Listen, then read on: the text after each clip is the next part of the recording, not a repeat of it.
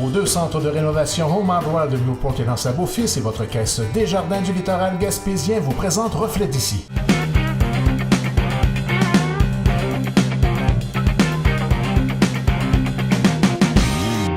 Bonjour à tous et à toutes, bienvenue à la section Entrevue de votre émission Reflet d'ici.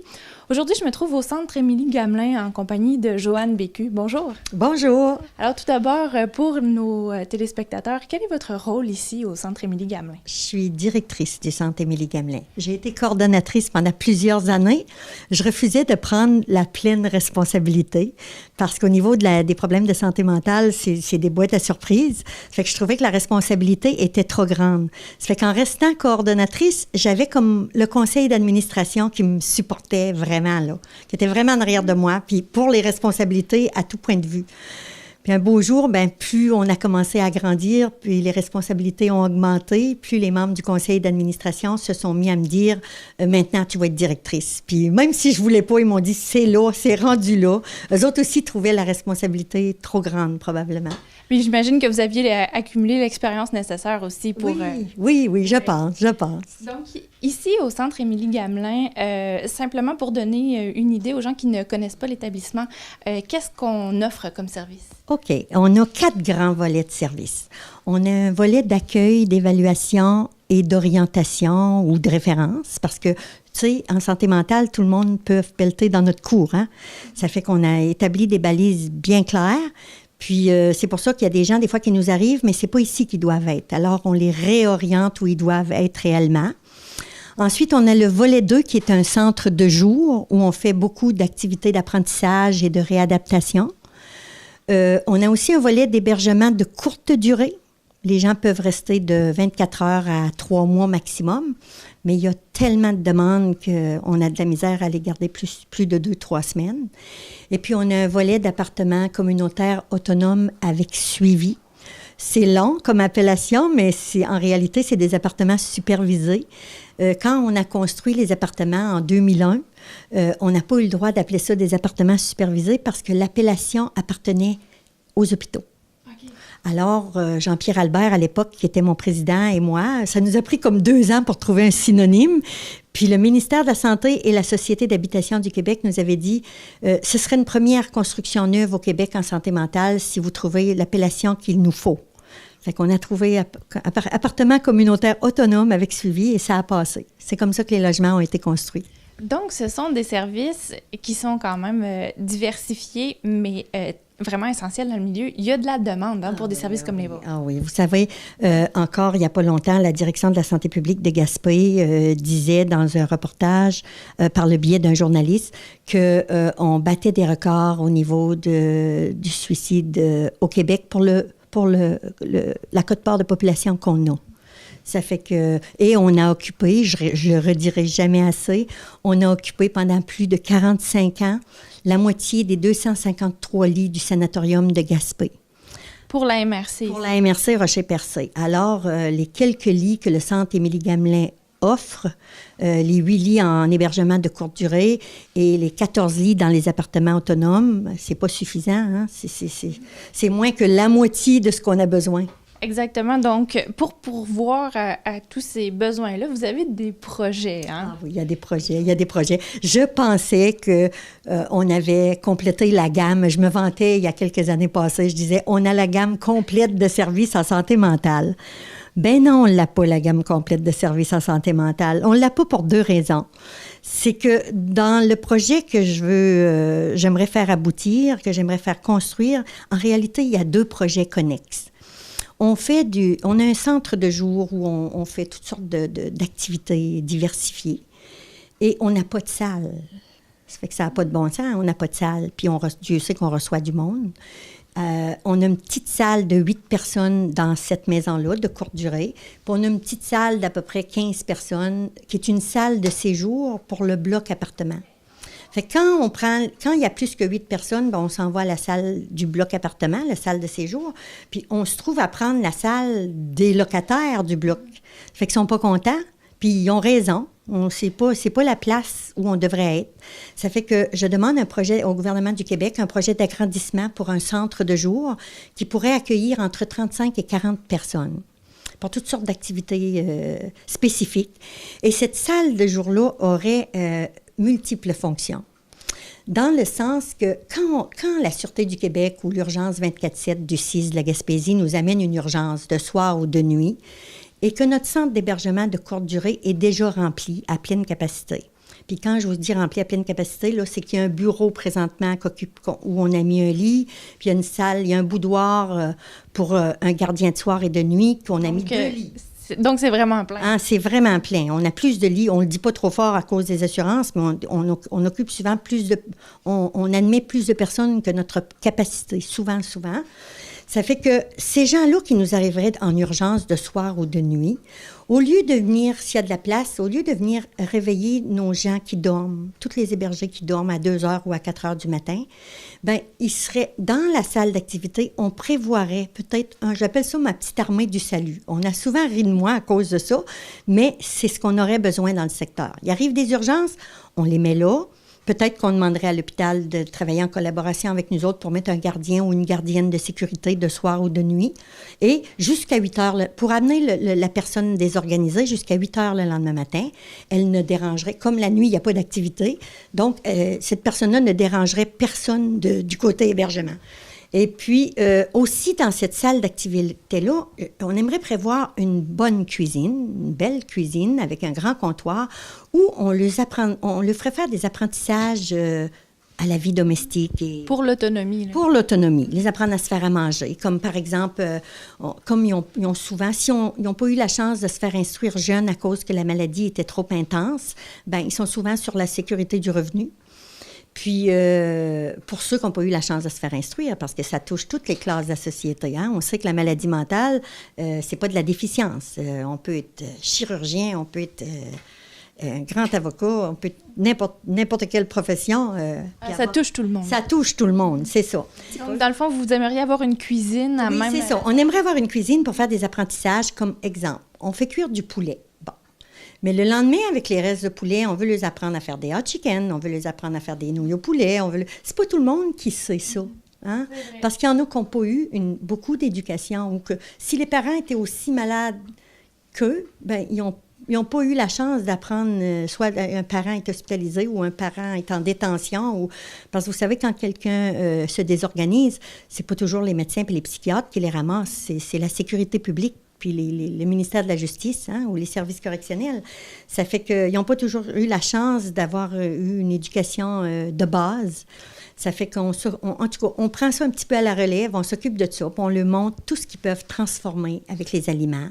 On a un jardin communautaire aussi. Ça fait que ce projet-là, avec les repas qu'il confectionnerait, servirait à nourrir les hébergés. Parce qu'au centre Émilie-Gamelin, ici, on n'a pas de cuisinier ni de cuisinière, on n'a pas de préposé à l'entretien. On n'a absolument rien de ça. Ce sont les intervenants ou les animateurs qui mettent la main à la pâte et qui font tout. Ça fait que ça serait une salle multifonctionnelle où il se passerait plein de choses. On pourrait faire nos expositions d'art, parce qu'on a un beau projet d'art et santé mentale avec Martine Tremblay, qui est directrice des AVC-TCC. Ça fait que puis c'est un beau projet. Donc, dans un monde idéal, cette salle multifonctionnelle-là, elle serait située où? Est-ce que ce serait annexé avec le bâtiment? Annexé avec le bâtiment, du côté est du bâtiment, mais on ferait un genre de petit couloir où, si les repas seraient préparés, bien qu'on peut passer. Ou la nuit, s'il y a une situation d'urgence qui serait installée là, avec un gardien ou une gardienne de sécurité, puis que l'employé, l'autre bord, aurait besoin d'aide, parce que nos employés sont seuls sur les chiffres, pourrait traverser ou avoir quelque chose, un genre de système d'alarme qui dirait à l'autre, viens nous aider, on est mal pris. Parce que des fois, avant que la police... On n'a pas souvent besoin de la police. Il ne faut pas que je dise ça. On en a besoin et on travaille en grande collaboration. C'est qu'il faut être prêt. C'est qu'il faut être prêt, c'est ça. Et l'autre projet... Oui. Mais juste avant de passer à l'autre projet, une salle comme ça, est-ce qu'on a une idée de combien ça peut coûter? Je pense, j'ai pas beaucoup d'idées, mais je pense qu'une salle comme ça serait pas en bas de 400 000 $, je pense. Donc, à ce moment-là, ça va être important d'interpeller des partenaires financiers. Oui, puis c'est parce que la salle, comme elle serait multifonctionnelle, j'essaierai d'aller chercher tout ce que j'ai pas eu dans cette maison-ci. Oui. Exemple, j'ai toujours demandé pour une chambre froide parce qu'on reçoit des dons de nourriture et j'ai pas de place pour les mettre. Il y a des fois, je reçois du manger pour une semaine, mais je suis obligée de la donner, de redonner immédiatement parce que j'ai pas de place pour mettre ça. J'ai besoin d'une chambre froide. J'ai besoin de place pour garder tout ce qui touche à l'atelier d'art. J'ai besoin de place pour ramasser du matériel. Donc, finalement, il y aurait plusieurs secteurs qui pourraient aider à financer le projet, plusieurs secteurs d'activité. Oui, je pense que oui. Mais en tout cas, on aimerait beaucoup essayer que le gouvernement fasse sa part pour une fois. Parce qu'ils ont presque, je dirais pas qu'ils ont débâti, mais ils ont débâti les services en santé mentale, en tout cas. Ils ont fermé des dizaines de familles d'accueil dans Rocher-Percé, dans la Gaspésie et plus. En tout cas, je reviens toujours à la phrase que c'est vrai que la santé et la maladie mentale, c'est le secteur de santé qui est le plus oublié dans le domaine de santé. C'est pas parce qu'il coûte pas cher. Il n'est pas visible. Il n'est pas visible, c'est ça. Alors, voilà pour le projet de centre de jour. Maintenant, vous avez un deuxième projet complètement différent, mais rattaché en même temps. Donc, je vous écoute. Oui, un projet rattaché. Ça, c'est un projet qui me tient à cœur. Ça doit faire, je dirais, une dizaine d'années. Ça fait longtemps que... le centre Émilie-Gamelin, ça fait déjà 29 ans. Et ça fait longtemps que j'y pense, mais j'avais comme ni le temps ni la force d'embarquer là-dedans. Mais là, je vois la retraite s'en venir parce que je commence à prendre de l'âge. Puis, j'aimerais voir aboutir ce projet-là. C'est qu'il y a certaines maladies mentales ou certains troubles de la personnalité qui ont énormément des troubles d'humeur ou des personnalités antisociales. Alors, ces personnes-là ne peuvent pas vivre. Ils ne veulent pas vivre non plus avec personne. Donc, dans un centre où tous les espaces sont partagés, c'est plus compliqué, j'imagine. C'est très compliqué parce qu'ils cherchent la chicane, ils agressent, ils sont toujours en action pour essayer de provoquer.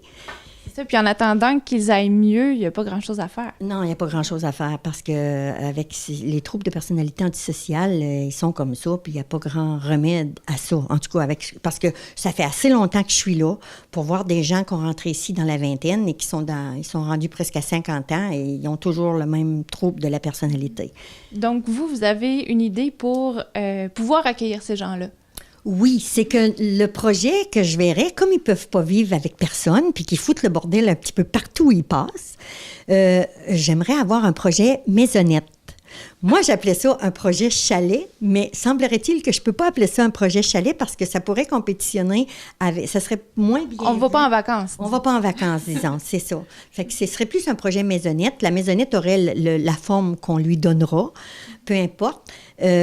On demande un projet. On s'est arrêté sur 6 pour commencer. On aurait besoin de beaucoup plus que ça. 6 maisonnettes? 6 maisonnettes. Okay. Je manque un peu de terrain. J'ai un peu de terrain, mais pas moi, mais le centre Émilie-Gamelin. Excuse-moi, ça fait tellement longtemps que je suis ici, je fais partie des meubles. C'est correct, on comprend ça. Non, mais le centre Émilie-Gamelin... manque d'espace un peu pour construire, c'est qu'on aurait eu de l'espace entre le bâtiment ici et nos appartements communautaires. Sauf qu'il y a une route qui ne nous appartient pas. Ah, d'accord.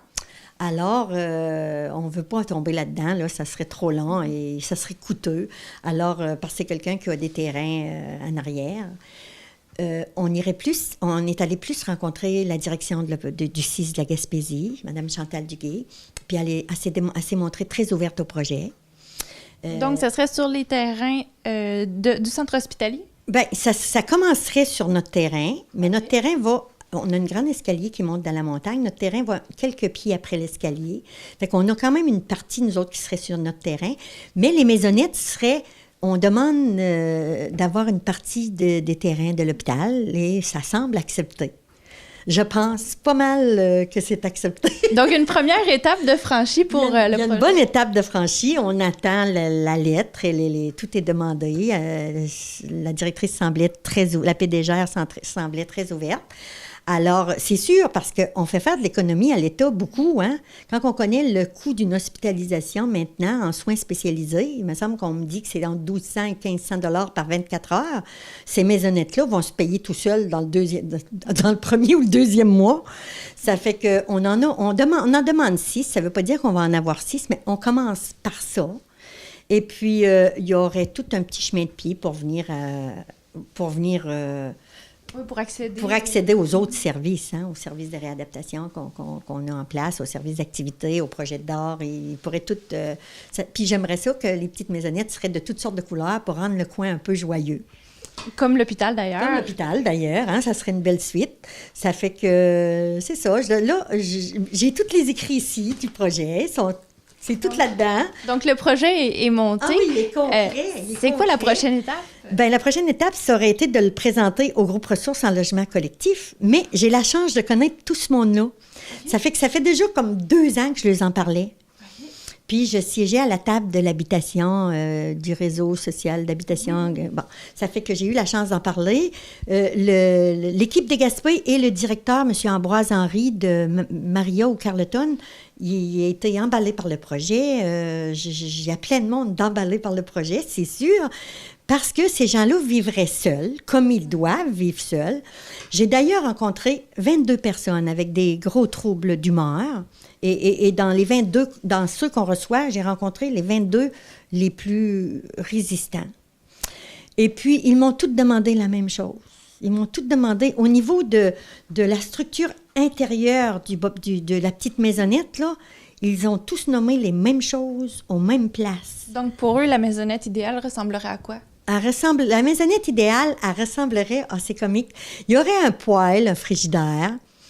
Ils ne veulent pas nécessairement de bain. Une douche ferait leur affaire. Okay. Une petite douche ferait leur affaire. Ils veulent une petite table de cuisine à 2 personnes seulement. Personne n'a parlé de liens familiaux. Au cas où un intervenant ou leur médecin viendrait les voir, par affaire. Okay? Parce qu'ils n'ont pas le choix. Par affaire, parce qu'ils n'ont pas le choix. Mais ça leur permet quand même de recevoir une personne. Une personne. Mais dans les 22, j'ai questionné 22 personnes. Jamais personne ne m'a dit « je veux recevoir ma mère, je veux recevoir mon père, mon frère, ma soeur, mon neveu ». Personne. Et je ne les ai pas suggérés. Je dis, ils sont assez... Ils ont tous un certain âge. Ils sont tous âgés. Ils savent ce qu'ils veulent. Ils savent ce qu'ils veulent. Fait que je les ai laissés faire. J'ai vraiment pris ce qu'ils me disaient. Ils avaient tous demandé un poêle à bois. Ah oui? Okay. Pas sûr que le gouvernement va accepter ça, mais ils avaient tous demandé un poêle à bois. Mais j'aurais peur au feu. Je pense que c'est moi qui aurais peur au feu. Mais en tout cas, je sais ça pas. Reste à voir, à évaluer. Peut-être que ça reste à évaluer. Peut-être que je me trompe et que je ne suis pas correcte. Mais en tout cas, c'est... Donc, on parle d'une maisonnette quand même simple avec les commodités de base. Et à l'extérieur, ils ont tous demandé une petite galerie avec une chaise pour eux seuls. Eux ou elles seuls. Pour profiter du soleil. Oui, parce que j'ai même ricané en lui disant « Vous voulez même pas que je vienne vous voir là, de temps en temps, un petit 5 minutes, là, s'asseoir dehors dans le mois de juillet. » Là. Non, ça les intéresse pas. Ils veulent pas personne. Mm-hmm. Fait que, raison de plus pour prouver que le projet a sa raison d'être, je crois. Absolument. Donc, dans vos rêves, ça se réaliserait quand, ça, ce projet-là? Je sais pas. Normalement, c'est des projets de longue haleine. Oui. Hein, parce que c'est des projets de longue haleine, puis c'est rare qu'il y ait des projets de construction, à moins que c'est une volonté politique. C'est des projets toujours de 4, 5 à 7 ans. J'aimerais que ça se réalise en dedans de 2 ans. Mm-hmm. J'aimerais bien ça, parce que... Parce que si je comprends bien, le projet, il est prêt à déposer. Ah oui, il est prêt. Le directeur du groupe ressources en logement collectif est déjà venu me rencontrer la semaine dernière. Et j'ai fini de pondre. Il manquait 2 volets, 3 paragraphes. Je les ai pondus ce matin. Et puis, il va les avoir après-midi. Puis là, j'ai parlé à Mme Lise Thériault quand elle est venue annoncer les habitations des aînés de Chandler.